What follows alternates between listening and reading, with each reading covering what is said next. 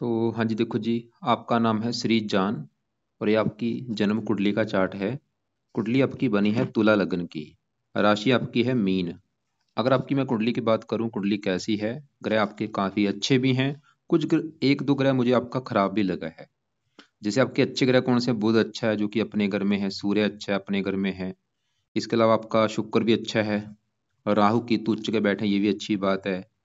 तो कुछ ग्रह हैं जैसे कि आपका शनि हल्का सा खराब है, 8वें घर में चला गया। चंद्रमा खराब है और ये मंगल पीड़ित है केतु से, राहु की दृष्टि है। तो पूरा आपको मैं अभी विस्तार से समझाऊंगा सब कुछ, लेकिन उससे पहले आपको मैं थोड़ी सी बेसिक जानकारी कुछ समझा देता हूँ, ताकि जो आपको मैं भविष्यवाणी बताने वाला हूँ वो आपको अच्छी तरह से समझ आ जाए। तो बेसिक जानकारी ये है कि ये जो कुंडली होती है इसमें टोटल 12 ग्रह होते हैं और इन ग्रहों से कुछ ना कुछ देखा जाता है। तो 12 ग्रह यहाँ पे मैं पहले लिख देता हूँ, आप समझ लो कि 12 ग्रह कौन से हैं। ये है आपका पहला ग्रह, ये है दूसरा ग्रह, तीसरा ग्रह, ये चौथा, ये पांचवा ग्रह, ये है छठा, सातवां, आठवां, नौवां ग्रह, 10वां, 11वां और ये लास्ट वाला 12वां ग्रह।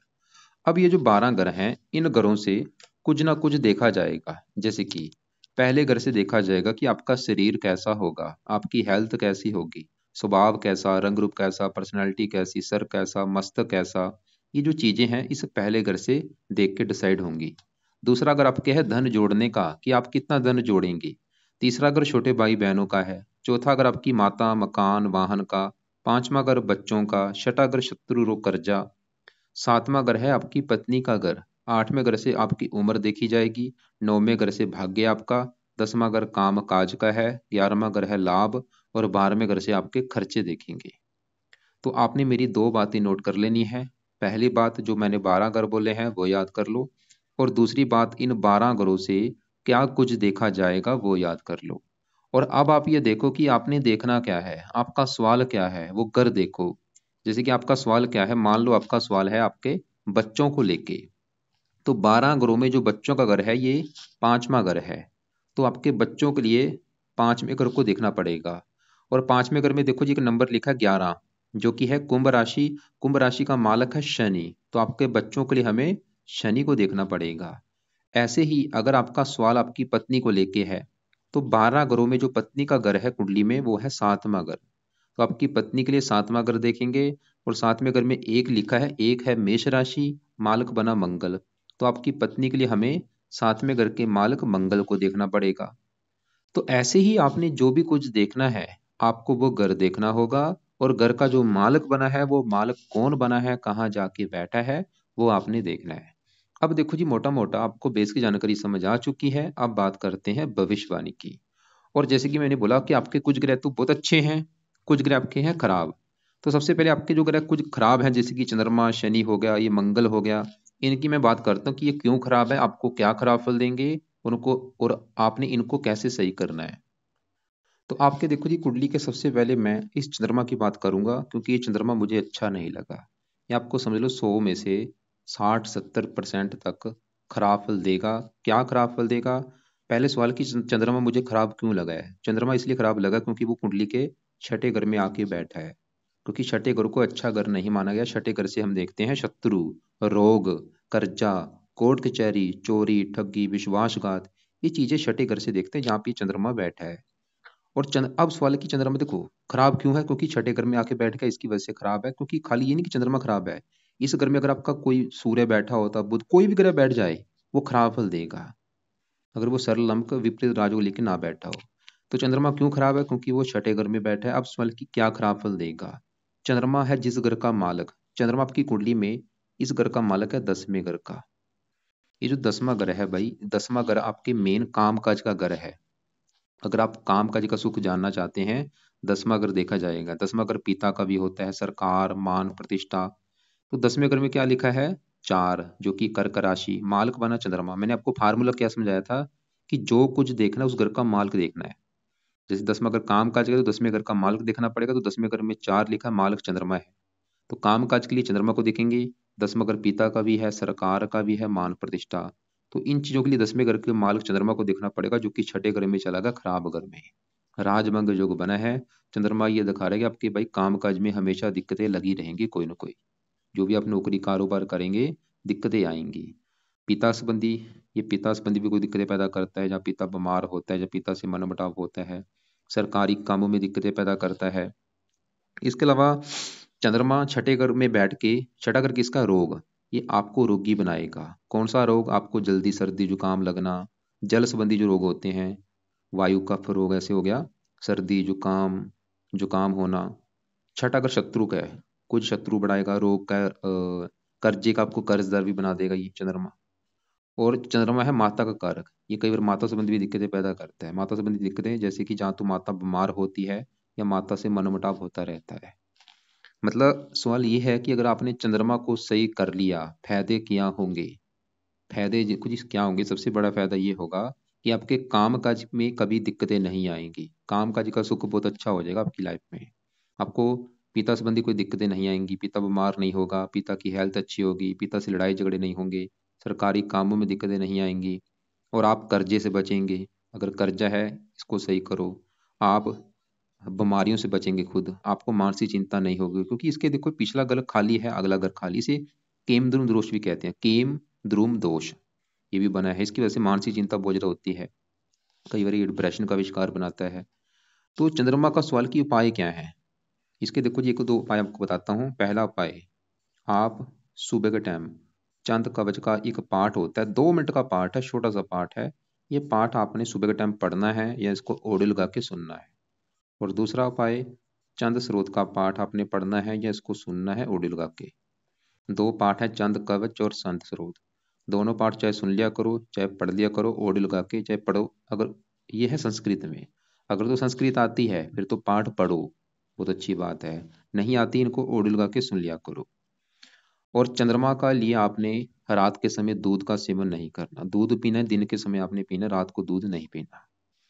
अब देखो जी आगे बढ़ते हैं, हमने चंद्रमा देखा, और अब आगे बढ़ते हैं। आपका ये जो शनि है, शनि आपको 100 में से 50% तक अच्छे फल देगा, 50% खराब फल देगा।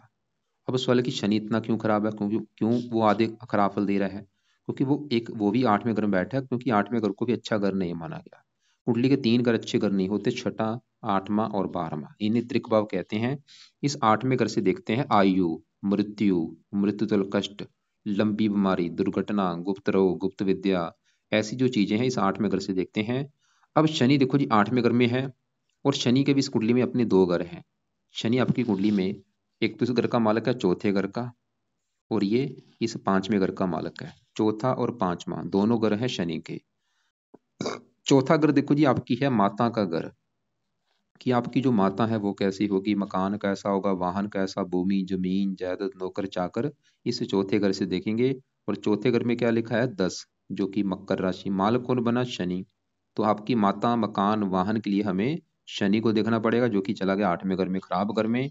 इसकी वजह से शनि आपको माता को लेकर कोई दिक्कतें पैदा कर देगा, या तो माता बीमार होगी या माता से बनेगी नहीं।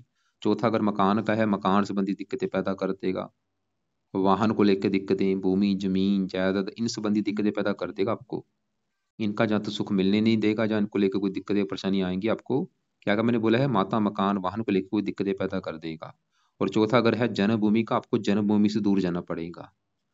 जैसे कि अगर आपका जन्म हुआ है पालमपुर में हुआ है, तो पालमपुर को छोड़ के आपको दूर जाना पड़ेगा। और वहां पे वैसे फायदा भी होगा, जितना आप जन्मभूमि से दूर जाएंगे उतना ही आपको फायदा होगा, वहीं पे आपको मकान वाहन का भी सुख मिलेगा। शनि ये दिखा रहा है। और शनि एक और घर का मालिक है, वो है 5वें घर का। और 5वां घर है पढ़ाई का घर, संतान का घर, बुद्धि। और 5वें घर में 11 लिखा है मालिक शनि, ये आपकी पढ़ाई में भी दिक्कतें पैदा कर देगा, बुद्धि को भ्रमित कर देगा, संतान संबंधी भी थोड़ी सी चिंता पैदा करता है। इसकी 3 दृष्टियां भी हैं, तीसरी दृष्टि पड़ेगी 10वें घर के ऊपर, काम काज में दिक्कतें, धन की घर, धन के घर को देख रहे, धन संबंधी दिक्कतें। मतलब आप फिर लिखो, एक पेन लो एक कॉपी लो, उसमें लिख लो कि अगर आपने शनि ग्रह को भाई सही कर लिया फायदे क्या होंगे।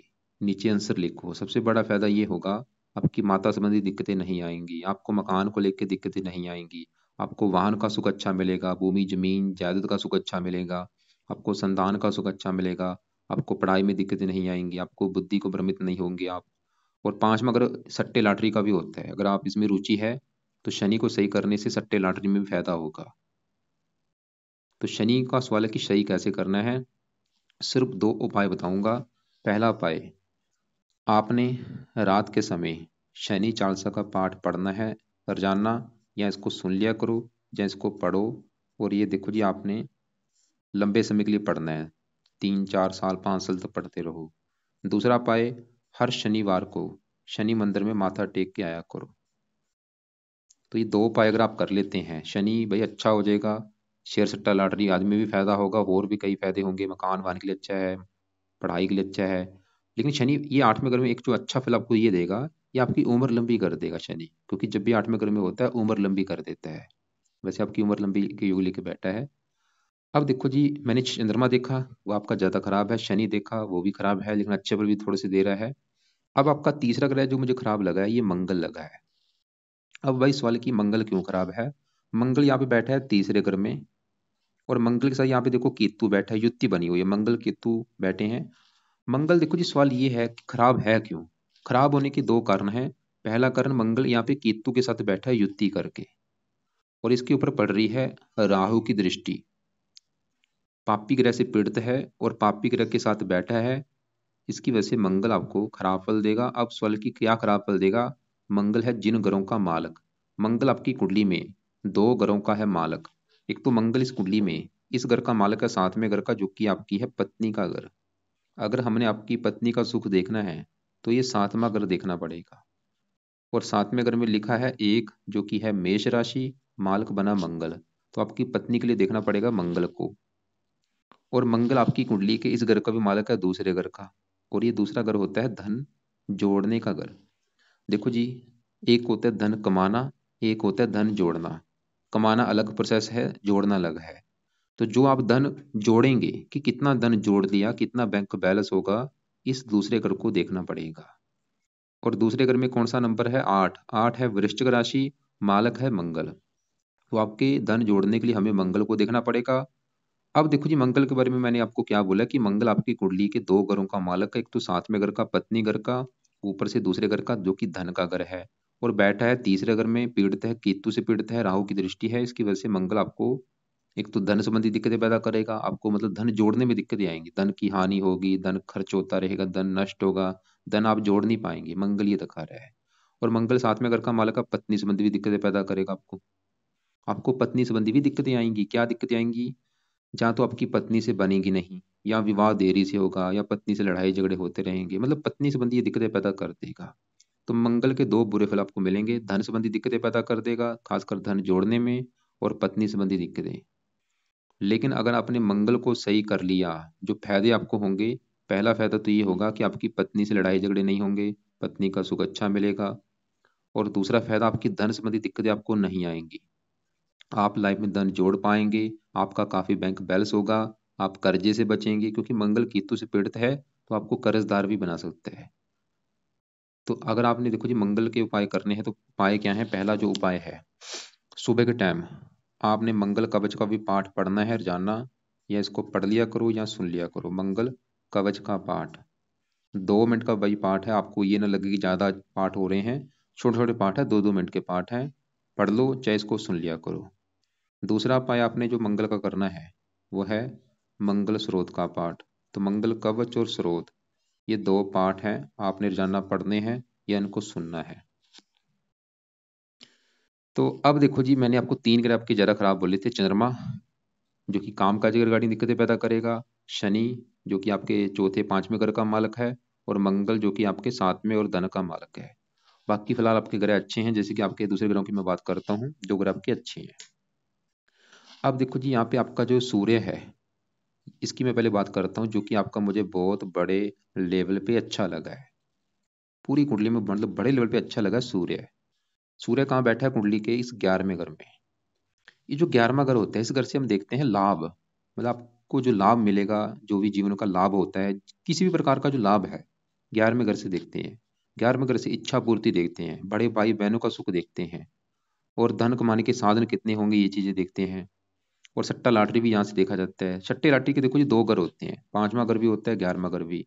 अब यहाँ पे 5वें घर में जो नंबर है, क्योंकि मैंने आपको क्या समझाया था कि घर का मालिक देखना है, तो 11वें घर में कौन सा नंबर है, 5, जो कि है सिंह राशि। मालिक कौन बना है, सूर्य, और सूर्य कहाँ बैठा है, इसी घर में बैठा है देखो। मतलब 11वें घर का मालक सूर्य है, अपने ही घर में बैठा है, इसकी वजह से सूर्य आपका मुझे बहुत अच्छा लगा है। रविकृत राजयोग बना है, पंच महापुरुष योगों में से उत्तम योग। जैसे कि देखो, जो आपको एग्जाम्पल समझाता हूँ। मान लो आपका घर है और आप अपने घर में बैठे हैं, तो क्या होगा, वह आप हमेशा अपने घर का अच्छा करेंगे, क्योंकि आपका घर है, आप अपने घर की रक्षा करेंगे, देखभाल करेंगे। वो काम यहाँ पे सूर्य हमेशा करता रहेगा। ये 11वें घर का भाई बहुत अच्छा करेगा।